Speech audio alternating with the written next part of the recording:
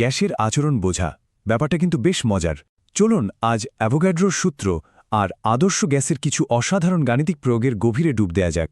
এই যে দেখুন, তিনটা বেলুন একদম একই আকারের, কিন্তু এদের একটার ভেতর আছে হাইড্রোজেন, আরেকটায় অক্সিজেন, আর শেষটায় কার্বন ডাইঅক্সাইড। এখন প্রশ্ন হলো, এই তিনটা ভিন্ন গ্যাসের মধ্যে একটা দারুণ মিল আছে, সেটা কি বলতে পারেন? চলুন এই রহস্যটার সমাধান করা যাক। আর এই রহস্যের চাবিটা সেটা লুকিয়ে আছে ইটালীয় বিজ্ঞানী অ্যামিদিও অ্যাভোগাড্রোর কাজে। তিনিই কিন্তু প্রথমবার অণু আর পরমাণুর মধ্যে যে একটা পার্থক্য আছে সেটা পরিষ্কার করে বুঝিয়েছিলেন। আর এটা রসায়নের জন্য ছিল একটা বিরাট বড় পদক্ষেপ। আর এখানেই আসে তার সেই বিখ্যাত সূত্র, যেটা আমরা অ্যাভোগাড্রো সূত্র নামে চিনি। সূত্রটা খুব সহজ। একই তাপমাত্রা আর একই চাপে সমান আয়তনের যে কোনো গ্যাসে সমান সংখ্যক অণু থাকবে। মানে আমাদের বেলুনের ধাঁধাটার সমাধান কি হলো? সমাধানটা হলো ওদের সবগুলোর ভেতরে অণুর সংখ্যা একদম একই। দারুণ না?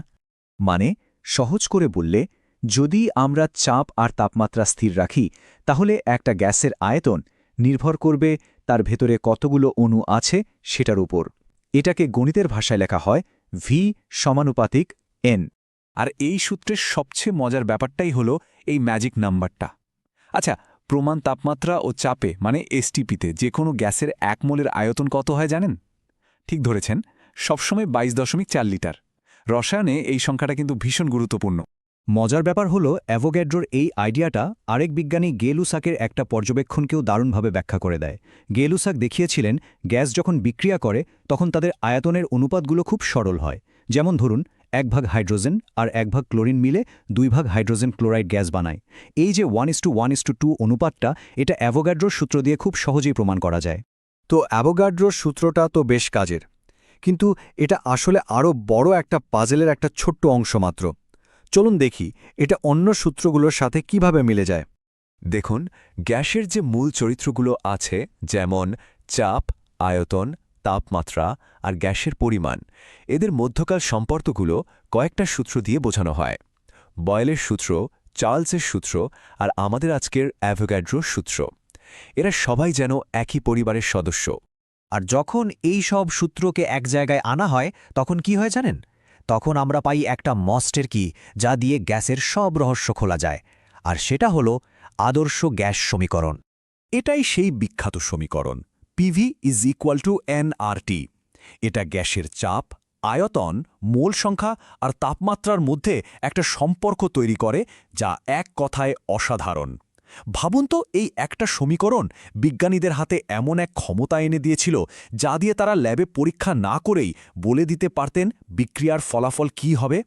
এই সমীকরণে যে আর অক্ষরটা দেখছেন, ওটা হলো মোলার গ্যাস ধ্রুবক। একে সার্বজনীন বলা হয় কারণ গ্যাসটা হাইড্রোজেন হোক, অক্সিজেন হোক বা অন্য যা কিছুই হোক না কেন, যে কোনো আদর্শ গ্যাসের জন্য এই আর এর মান একদম একই থাকবে। ভাবা যায় ব্যাপারটা? প্রকৃতির কি দারুণ একটা নিয়ম! এখন অঙ্ক কষার সময়। এই আরের দুটো মান আমাদের খুব কাজে লাগে। যখন চাপ অ্যাটমসফিয়ারে আর আয়তন লিটারে মাপা হয়, তখন আমরা ব্যবহার করি 0.082। আর যখন শক্তির হিসাব করতে হয় বা এসআই একক ব্যবহার করা হয়, তখন এর মান হয় 8.314। আচ্ছা, তাহলে তো আমরা মাস্টার সমীকরণটা পেয়ে গেলাম, কিন্তু এখন প্রশ্ন হলো এটা দিয়ে আসলে করাটা কি যায়? চলুন এর কিছু বাস্তব প্রয়োগ দেখে নেওয়া যাক। এই সমীকরণটার কয়েকটা অসাধারণ ব্যবহার আছে কিন্তু। যেমন ধরুন, আমরা জানি মোল সংখ্যা বা এন মানে হলো গ্যাসের ভরকে তার মোলার ভর এম দিয়ে ভাগ করা। এখন এই মানটা যদি আমরা আদর্শ গ্যাস সমীকরণে বসিয়ে দিই, তাহলে সমীকরণটা দাঁড়ায় PV is equal to W/m/RT। আবার আমরা এও জানি ঘনত্ব বা ডি মানে হলো ভর আর আয়তনের ভাগফল। তাই সমীকরণটাকে একটু সাজিয়ে নিলেই আমরা গ্যাসের ঘনত্বের জন্য একটা দারুণ সূত্র পেয়ে যাই, আর সেটা হলো D is equal to PM/RT। ব্যাস, হয়ে গেল। দেখলেন তো, এই সূত্রগুলো জানা থাকলে গ্যাসের মোলার ভর বা ঘনত্বের মতো ব্যাপারগুলো বের করা কতটা সোজা হয়ে যায়।